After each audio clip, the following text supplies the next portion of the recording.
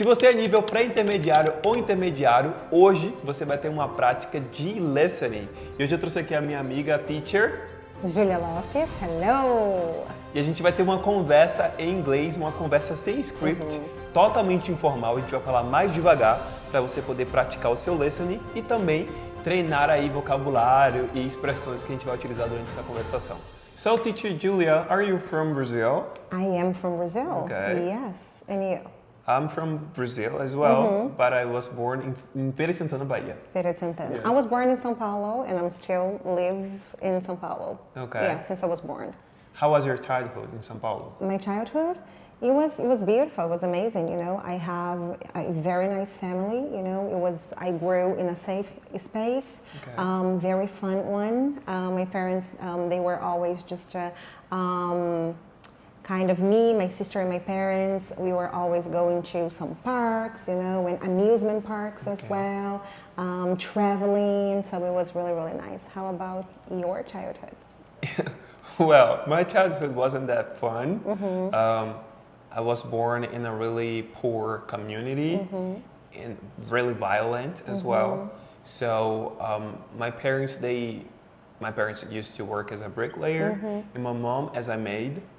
I remember spending hours and hours at home drawing and writing stories and fabricating my own toys for me to play. Oh, that's nice. But I used to say that my creativity came from that background, you know, full of hardship and obstacles. I'm a very creative person, and I know that helped me to sharp that skill, you know, and be able to use whatever I had that time to create stuff that I could have fun or I could learn from.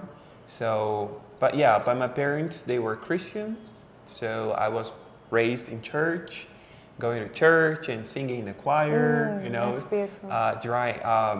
acting in drama and also preaching in the church as well. So that was the best part of my childhood, you know. I remember my best friends, they came from church. I met them at church. My wife, I met her at church. So yeah, it's a really beautiful part of my life, you know, as That's a beautiful. human being. How about you? Yes, I think just I'm very, and I know that I'm a very privileged person, you know, because I didn't have a lot of hardships during my childhood. I think more during my teenagerhood and adulthood now. You know, I was struggling with depression and anxiety because I was a professional ballerina.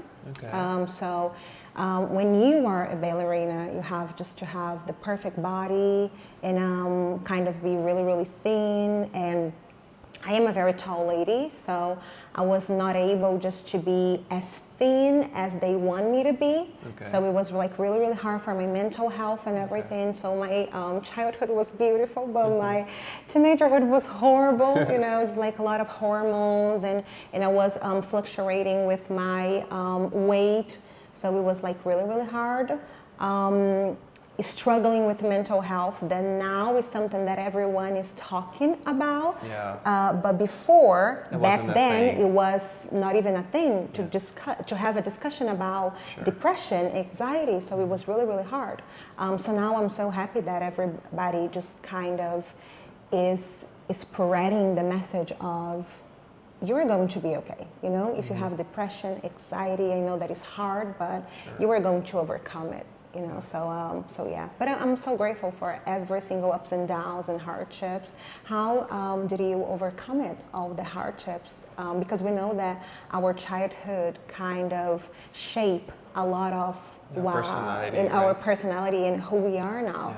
You know, how was it for you to overcome it and become the person that you are today? Well, a lot of therapy, I can say that, you know, and prayer as well. God is good. That shaped my character in a way that I became that person that I wasn't really proud of, you know.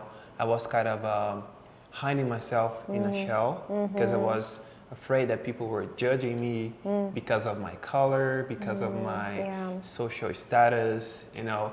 And I had that feeling that I was a victim, and for some time I played the victim. There is another feeling that I carried with me for so long, the feeling of not being worth it. Like I'm not worth it. This is a why good things would happen for me. Feeling to feel about yourself, right? Yeah, that hurts a lot, you know. But with therapy and all of that, I became starting to realize that it was enough. I was good enough, and I had my value, and I had people that really, truly loved me for who I am. So that helped me, and the most important thing was learning how to love myself and forgive myself, because I used to hate myself. You know, that's hard. Yeah. So people come to me nowadays and say, "No, you're so funny. You're so smart. Your energy is so vibrant," and that's cool. You know, because it means that. It's not only a character that I'm playing or a mask that I put on when I go to places or when I shoot videos. I'm truly fine with myself, you know, and that's amazing, right? Yeah, truly. It's such a peace when you're just in peace with who you are, you know, and just like, this is who I am, and it's what I've becoming, and it's just so beautiful. It took me a while to make peace to myself. I used to hate on me as well. It was not healthy because I've been acting for the past 16 years. So when I first started, I don't have a certain beauty that people was kind of when you were an actress. People expect that you have a straight hair and just to have a certain pattern of beauty, you know, and features and everything, and I have like my features, they are strong, you know, I have a different beauty, unique one, and I love who I am. But just in the beginning was hard because I was just like, I know that I'm talented, I know that I'm good, you know, why people are not choosing me for this certain character, you know, or even auditions, you know, to go to TV. People are just like, you are so good, Julia, but we need a more light skin or straight hair, you know, green or blue eyes. And I was like, okay, if I'm just getting so many no's, I think the problem is on me, and it was not, you know, it's on them.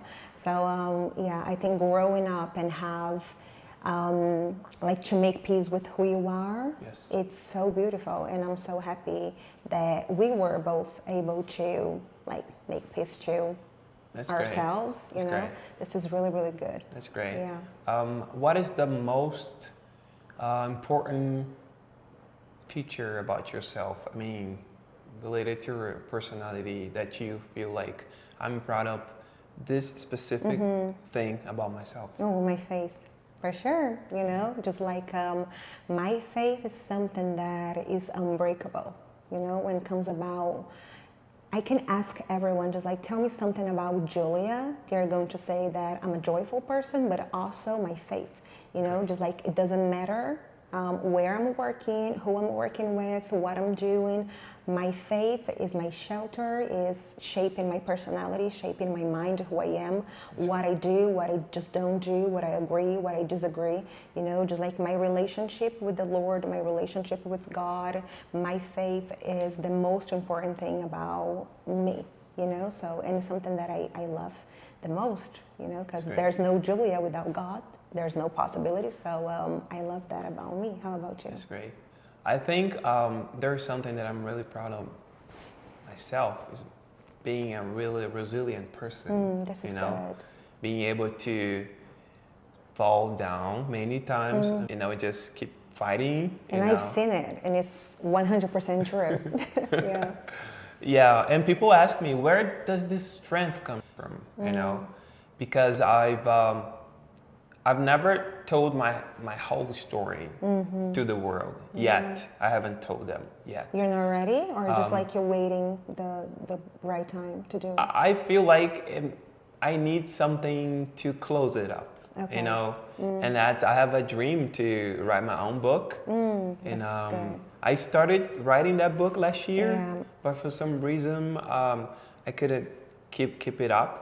But it's a project that I have, and I really want to share this story with the world. I would love to have a movie as well, so I think it would be really inspirational for kids, especially kids that had the same background that I had. But yeah, the strength, the faith, the courage, you know, to go places that I'm not sure if it will work out, but I know that I can make it, and I'm gonna do it. Yeah. I'm gonna work hard, you know. And 2 years ago, I had this beautiful experience. Like, I signed myself in this contest to be one of the content creator for Brazilian national soccer team to go to Qatar to the World Cup. And I was really skeptical at first. Like, there were like 20,000 people trying to get a position at, like, they were like 6 places to go with the team to Qatar. And I fought really hard, you know. At the time I was like 100K followers. I was really small as a following, and I created my strategies, you know. I went to schools that I used to teach. I asked the teachers and the principals if I could go into the classrooms and talk to the kids and ask them to vote for me, because there was like, people had to vote for you to get a spot. And it was like 11 days, really, really focused, trying to get more votes, and you know, and in the end, I was in the first place, so I was able to go to Qatar, and that was a dream come true. And the day that they released the final team, it was my birthday. It was your birthday? Yeah, so that was an amazing gift, a birthday gift that I got. That's beautiful. I don't remember.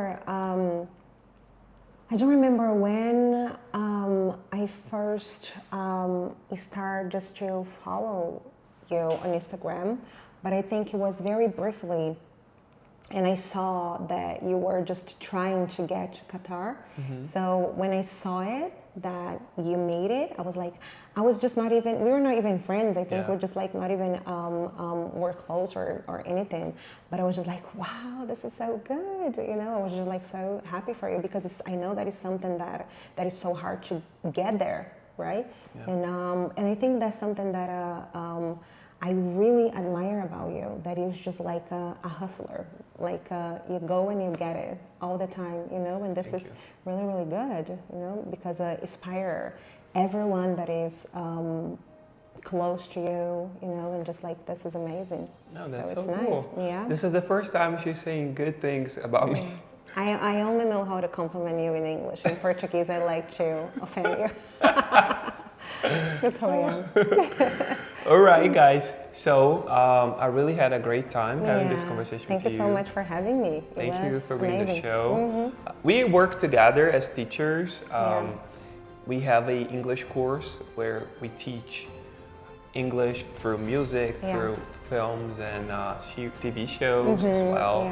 And if you want to find out a little bit more about this English program, you can find the link below in the description of this video. Thank you so much for having me. Thank you so much. It was amazing. For being here. Kisses. Bye, guys.